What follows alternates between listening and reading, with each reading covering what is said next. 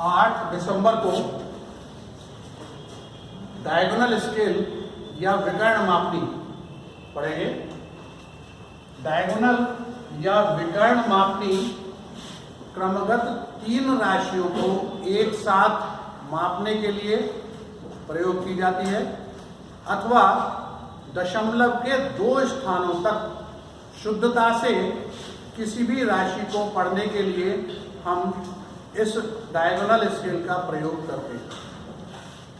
Diagonal जैसा कि इसका नाम है, किसी भी वर्ग या आयत, मान लीजिए कोई ये वर्ग है ABCD, इस वर्ग के अपोजिट कॉर्नर्स को मिलाने वाली रेखा को कर्ण या विकर्ण कहते हैं। ये कर्ण या विकर्ण पर जब कोई डायमेंशन मापी जाती है और मापने के लिए जो स्केल बनाया जाता है, मापनी बनाई जाती है, उस मापनी को विकर्ण मापनी कहते हैं। ये विकर्ण मापनी समझने के लिए हम यहाँ पर फोकस करेंगे। ये मैंने एक सब डिवीजन बनाया, जैसे प्लेन स्केल में आप पढ़ रहे थे मेन स्केल, मेन डिवीजन, और दूसरा उसका सब डिवीजन, उप विभाजन। हम मेन स्केल को तो अभी थोड़ी देर के लिए रुक जाएं, भूल जाएं, सब डिवीजन पे आ जाएं। उस सब डिवीजन का 10वां भाग पढ़ने के लिए हम इस विकर्ण को बनाते हैं। यहां से ये हमने एक आयत बनाया, ये 0 पॉइंट से 10 तक और 0 से 10 तक ये वर्टिकल और ये हॉरिजॉन्टल हम डायमेंशंस बना रहे हैं। इसको 10 समान हिस्सों में डिवाइड किया, वर्टिकल को भी 10 समान हिस्सों में डिवाइड किया और इस प्रकार से एक चेक्स यानी वर्ग बना लिए, आयत बना ली। यहां से यहां तक की दूरी 5 और यहां से यहां तक की दूरी 10। इसी प्रकार से 0 से लेकर के 5 और 5 से 10, इस प्रकार से यह दूरी हमारे को प्राप्त होगी। अभी यदि हम हॉरिजॉन्टली कोई डिस्टेंस पढ़ते हैं तो केवल हॉरिजॉन्टली इस डायमेंशन में पढ़ पाएंगे, वर्टिकली पढ़ते हैं तो वर्टिकली इस डायरेक्शन में पढ़ पाएंगे। यदि हम हॉरिजॉन्टल और वर्टिकल दोनों डायरेक्शन में कोई डायमेंशन पढ़ना चाहते हैं तब वो विकर्ण के ऊपर ही संभव है। तो वो कैसे? यहां से 0 से 1 तक की दूरी, ये अगर मान लीजिए 1 है और ये ऊपर वर्टिकल 1 है, तो 1 तक की जो डिस्टेंस है वो 10वें, यहां तक जो 10 खाने हैं उसका 1/10वां भाग हो गया, 1/10 भाग, और इसी प्रकार से वर्टिकल भी 1/10 भाग। तो ये एक खाना यदि डायगोनल ऊपर बढ़ता है तो इस पूरी हॉरिजॉन्टल और वर्टिकल डिस्टेंस का 1/10वां भाग ऊपर बढ़ जाएगा। इसी प्रकार से 5वें खाने तक हॉरिजॉन्टल, 5वें खाने तक वर्टिकल बढ़कर यहां पर आ गया अगर हमारा पॉइंट, ये जो डायगोनल है, तो 5/10 माने 1/2 और 5/10 बराबर 1/2, यानी आधा। इस पूरे खाने का हॉरिजॉन्टल और वर्टिकल हम हाफ पोर्शन कवर कर पाएंगे। इसी प्रकार से लास्ट पॉइंट पर हम 10/10 माने पूरा एक खाना कवर कर जाएंगे।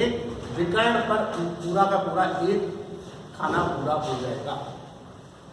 इस प्रकार से जब हम डायगोनल के ऊपर कोई डिस्टेंस मापते हैं या पढ़ते हैं और इसको बनाते हैं, तब जो स्केल बनता है वह विकर्ण पैमाना कहलाता है, डायगोनल स्केल कहलाता है। एक प्रश्न ले लेते हैं इसी प्रकार से। ये जो डाटा है ये दिया हुआ है प्रश्न में,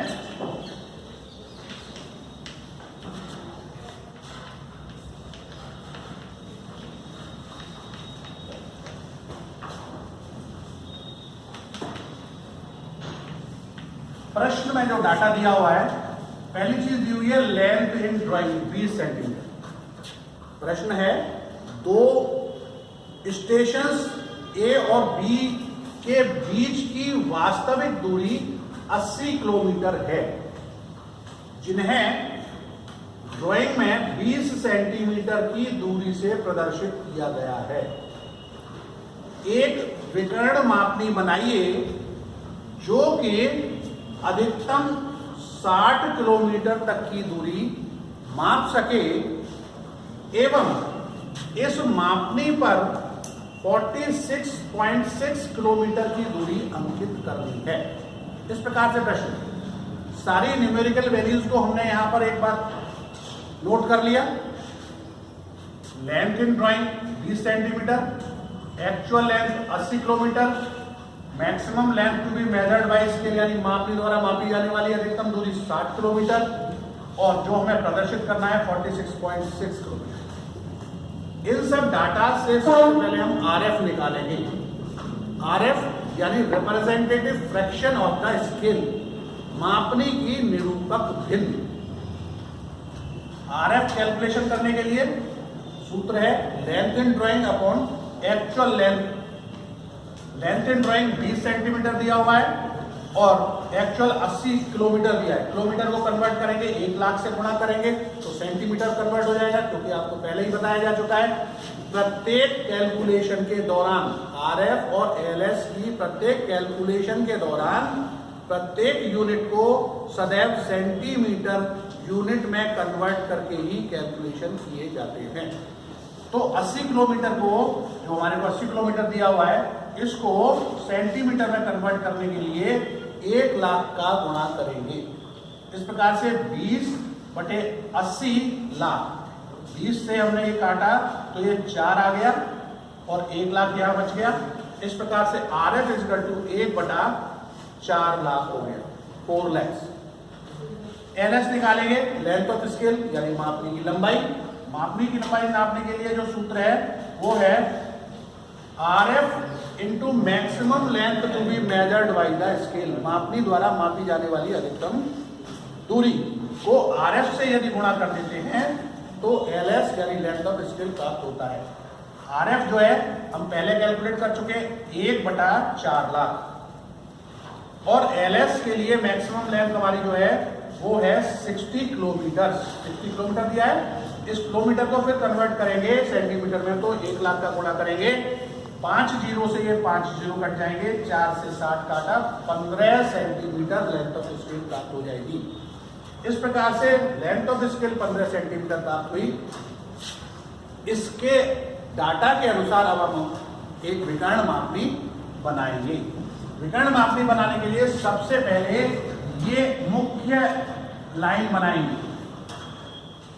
ये जो मुख्य लाइन है ये 15 सेंटीमीटर लंबी होनी चाहिए, क्योंकि लेंथ ऑफ स्केल LS आपने 15 सेंटीमीटर यहां कैलकुलेट किया है। तो 15 सेंटीमीटर लंबी एक मुख्य लाइन डायगोनल स्केल बनाने के लिए बनाएंगे। इसके नीचे जो दूसरी सेकेंडरी लाइन बनाएंगे, लगभग 1 सेंटीमीटर नीचे दूसरी सेकेंडरी लाइन इस प्रकार से बना देंगे, और इसके लाइन के प्रथम सिरे से किसी भी न्यून कोण पर एक दूसरी रेखा खींचेंगे किसी भी लंबाई की, और इस रेखा को हमें इस पूरी लंबाई के 6 समान हिस्से करने हैं, क्योंकि हमें यहाँ पर 60 किलोमीटर की दूरी अधिकतम पड़नी है इस स्केल के द्वारा। यानी 15 सेंटीमीटर को यदि हम 6 समान हिस्सों में डिवाइड करते हैं तो प्रत्येक एक मुख्य विभाजन 10 किलोमीटर को प्रदर्शित करेगा। तो इस प्रकार से 6 समान हिस्सों में डिवाइड करेंगे। ये जो हमने किसी भी न्यून कोण पर खींची हुई रेखा है, 1 2 3 4 5 6, अंतिम सिरे को लाइन के अंतिम सिरे से मिलाएंगे और इसी के समानांतर ये सब हम रेखाएं जब खींचेंगे तो इसके मुख्य लाइन के 6 समान हिस्से हो जाएंगे, 1 2 3 4 5 6। इस प्रकार से 6 समान हिस्से करने के बाद में जो ये मुख्य लाइन है इस पर 0 मार्क करेंगे इसके अंदर। प्लेन स्केल में नीचे करते थे, लेकिन इसमें यहाँ 0 लाइन दी है तो यहाँ मार्क करेंगे 0 1 10 20 30 40 एंड 50, और ये सब डायमेंशन किलोमीटर्स में, तो किलोमीटर इसके नीचे यहाँ पर मेंशन कर देंगे किलोमीटर्स। ये सभी मुख्य विभाजन हो गए। ये क्या बन गए? मुख्य विभाजन।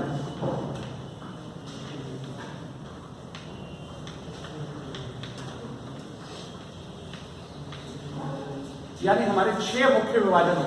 फर्स्ट मेन डिवीजन मुख्य विभाजन के बाद 0 मार्क किया, और ये फर्स्ट मेन डिवीजन को फिर 10 समान हिस्सों में डिवाइड कर दिया, क्योंकि वो फिर हमको 1 किलोमीटर उससे देखना है। तो 10 समान हिस्सों में डिवाइड करने के लिए किसी भी न्यून कोण पर ये खींची गई रेखा के 10 समान हिस्से करें, अंतिम छोर से मुख्य विभाजन के प्रथम मुख्य विभाजन के अंतिम छोर को मिलाएं और इसी के समानांतर जब हम इनको मिलाएंगे तो फिर ये इस प्रकार से 1 2 3 4 5 6 7 8 9 10 समान हिस्से प्रथम मुख्य विभाजन के प्राप्त हो जाएंगे। अब इसको जो हमारी जीरो लाइन है इससे लगभग 2 सेंटीमीटर ऊपर एक ये आयत बनाएंगे। कितना बनाएंगे? लगभग 2 सेंटीमीटर। इस जीरो लाइन से 1 सेंटीमीटर नीचे लिया गया था और 2 सेंटीमीटर लगभग ऊपर ले लेंगे। लगभग लेना है, नापने की आवश्यकता नहीं, आपको अप्रोक्सीमेट 1-2 mm ज्यादा हो जाए या कम हो जाए ऐसा कोई हार्ड एंड फास्ट नहीं है 2 सेंटीमीटर ही लेना है या नीचे वाला 1 सेंटीमीटर ही लेना। अप्रोक्सीमेट आप 2 सेंटीमीटर इसको डायमेंशन को ले लेंगे, नापने में अपने टाइम वेस्ट करने की आवश्यकता नहीं। अब जीरो से यहां तक जो ऊपर रेक्टेंगल प्राप्त हो गया, यानी मुख्य लाइन से ऊपर वाला जो रेक्टेंगल है इसको फिर 10 समान हिस्सों में डिवाइड करेंगे। तो इस सिरे से चाहे इधर से कहते चाहे इधर से कहते एक न्यून कोण पर कोई इसी लंबाई की रेखा खींचेगी और इस रेखा को फिर 10 समान हिस्सों में डिवाइड करेंगे, 1 2 3 4 5 6 7 8 9 10 और अंतिम छोर से फिर इस 0 पॉइंट में लाइन को मिला देंगे। मिलाने पर ये पॉइंट इसके समानांतर आगे जब बढ़ाएंगे तो ये जो हमने ऊपर रेक्टेंगल बनाया था इसको भी 10 समान हिस्सों में डिवाइड कर लेंगे और इन रेखाओं को आगे तक जो मुख्य लाइन है उसके समानांतर आगे 10 लाइनों को इस प्रकार से बढ़ा करके इस स्थिति में लाएं। अब हमें पेन स्केल की भांति मुख्य विभाजन और उप विभाजन प्राप्त कर लिए, अब डायगोनल विभाजन प्राप्त करना है। तो डायगोनल जिस प्रकार से यहाँ पे आपको डायगोनल दिखाया जाता है, तिरछा इस कॉर्नर से अपोजिट कॉर्नर को यहाँ मिलाने वाली रेखा डायगोनल बनती है। यही क्रिया हमको यहाँ करनी है।